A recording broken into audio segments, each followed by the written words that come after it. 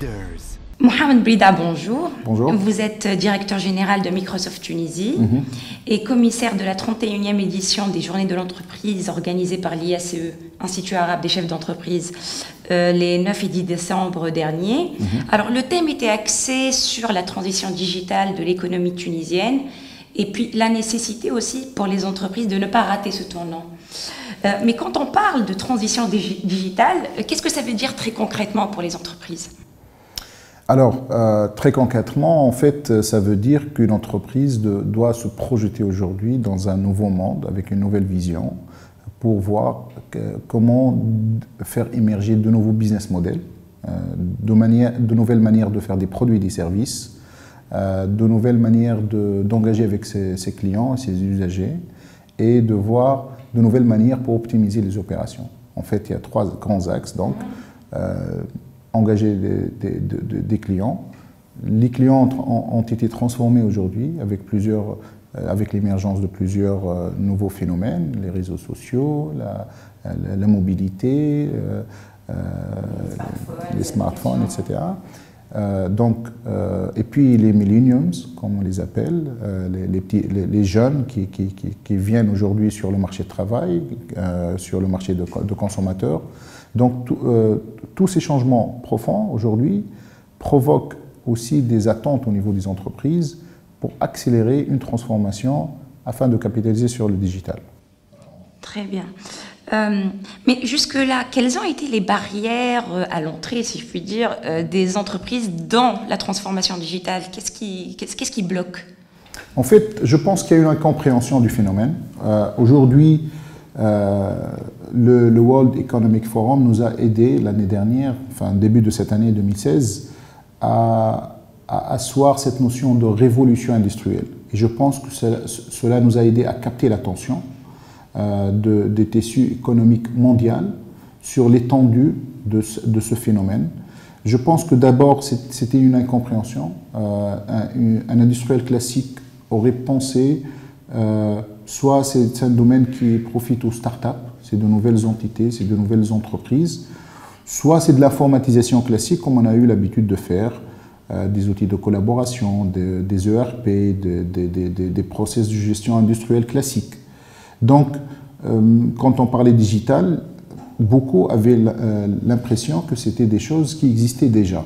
Donc, je pense que première barrière principale. C'est une méconnaissance, en fait. C'est une méconnaissance, une incompréhension du phénomène et de l'étendue du phénomène.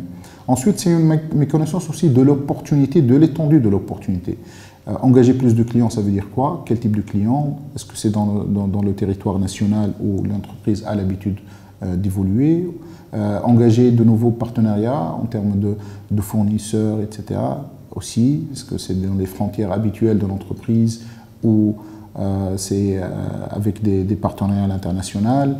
Optimiser les opérations, ça veut dire quoi exactement?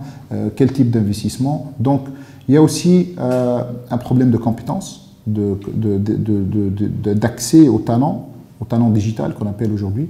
Donc, il y a non seulement cette volonté de transformer, mais il y a aussi un déficit de talent qui peut aider les chefs d'entreprise à saisir cette opportunité de transformation digitale.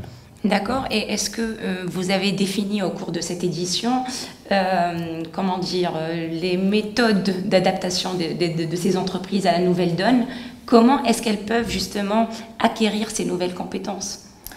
Nous avons essayé je pense que ça va prendre du temps. Si on parle effectivement d'une révolution industrielle, ça veut dire que l'impact et la profondeur des changements vont être dramatiques pour beaucoup d'industries.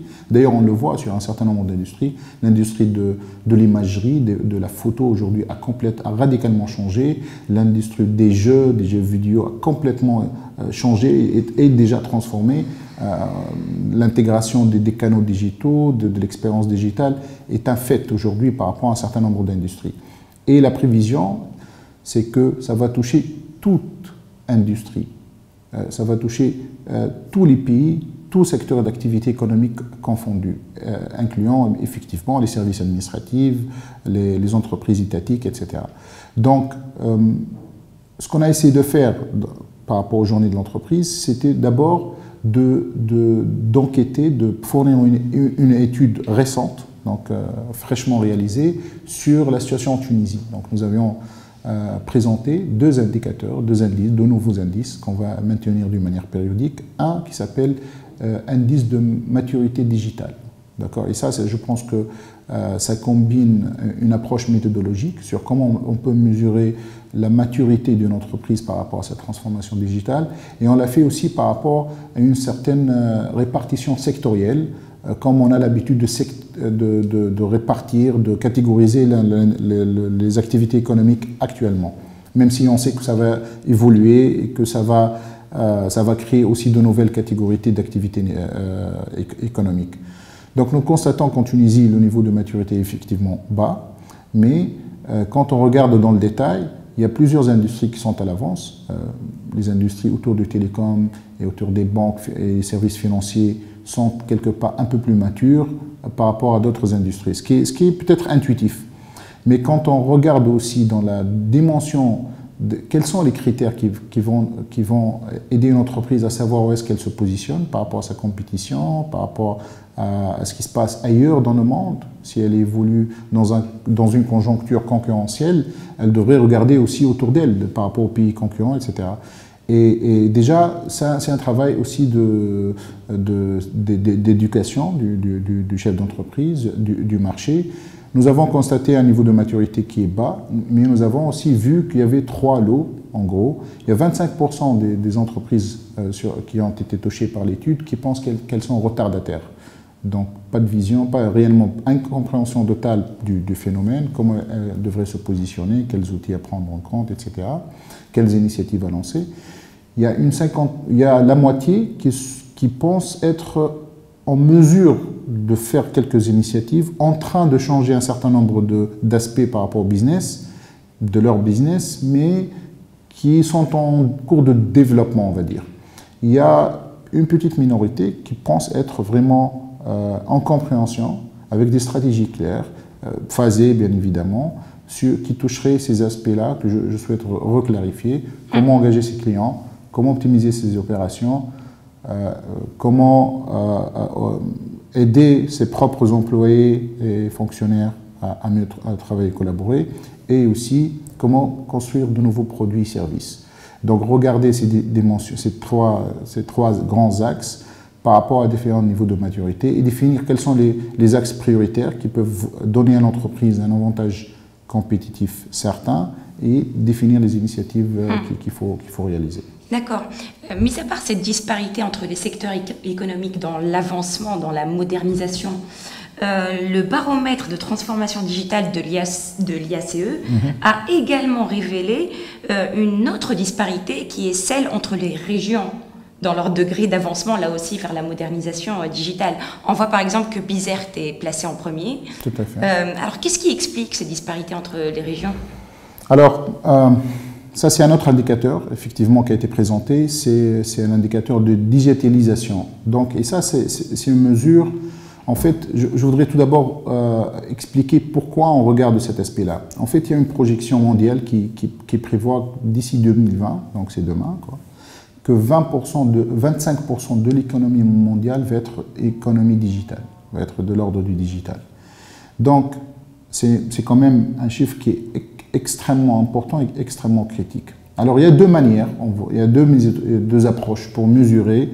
Il y a un débat scientifique aujourd'hui, comment on peut mesurer effectivement l'impact ou la valeur de digital dans une économie classique. Il y a un moyen de regarder tout ce qui est produit, tout ce qui a été produit en services digitaux, en services numériques, mais aussi en équipement et en investissement. Donc regarder ce part sur l'investissement et essayer de corréler le pourcentage par rapport à l'investissement classique, incluant bien sûr l'investissement sur les compétences humaines, ou bien de regarder l'axe consommation, d'accord, de voir qu'est-ce qu'on consomme sur les services, sur des dépenses à 100%, quel pourcentage est alloué à des dépenses de l'ordre des services digitaux. Donc, c'est deux approches complémentaires. Et donc, l'index qui a été défini, justement, était orienté consommateur, services consommés et maturité des consommateurs. Je pense que tout d'abord, il y a plusieurs phénomènes qui peuvent impacter ce niveau de maturité. Je pense que l'éducation, de manière générale, ça englobe la formation, la qualité de l'éducation, le réseau universitaire, les différents types de métiers, et puis les caractéristiques régionales par rapport aux industries présentes, à la qualité du workforce, à la qualité de la force active sur une telle localité. Et puis il y a d'autres indicateurs de qualité de vie, taux de connexion Internet, qualité des infrastructures, richesse intrinsèque de la région par rapport à sa plus-value dans l'économie nationale d'une manière générale.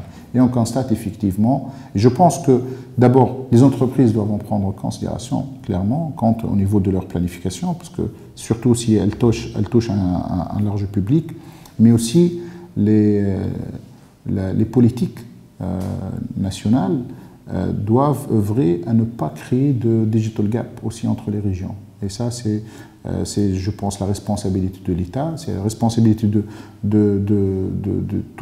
des secteurs économiques, mais c'est principalement aussi la responsabilité de l'État à s'assurer qu'il y a un accès équitable aux infrastructures et aussi une présence, un soutien sur la culture digitale, la culture numérique et l'assistance aux compétences humaines. Très bien. Pour finir, est-ce que l'IACE a déjà défini les contours du thème prochain, de la prochaine édition? Qu'en est-il de l'avenir? Notre démarche à l'IACE, c'est de regarder d'abord, c'est de passer un peu de temps, donc on est effectivement en plein process pour l'instant, de prendre les feedbacks, parce que l'événement, c'est juste la partie visible de l'iceberg. En fait, il y a une étude qui est préparée au préalable avec une équipe d'experts que je salue fortement, avec le staff aussi permanent de l'IACE.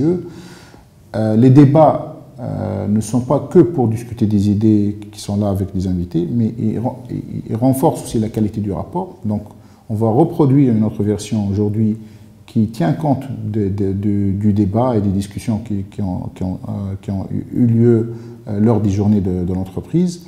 Et puis les enquêtes de satisfaction pour voir la qualité des panels. Nous avions plusieurs modèles, hein. Il y a des talk shows. On a déjà des feedbacks là-dessus? On est encore en train d'analyser. On a collecté le feedback, on est en train de faire le data analysis là-dessus.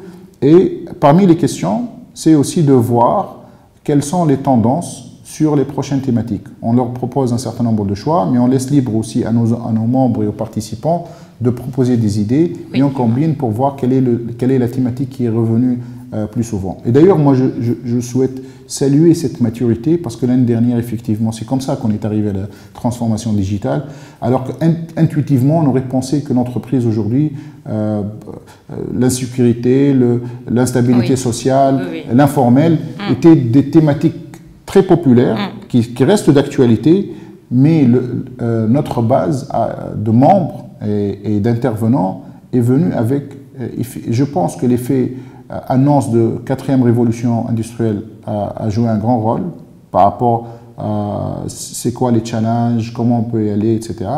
Et d'ailleurs, au niveau de l'IACE, non seulement pour les prochaines journées, on va choisir une thématique qui va probablement aussi être dans la continuité.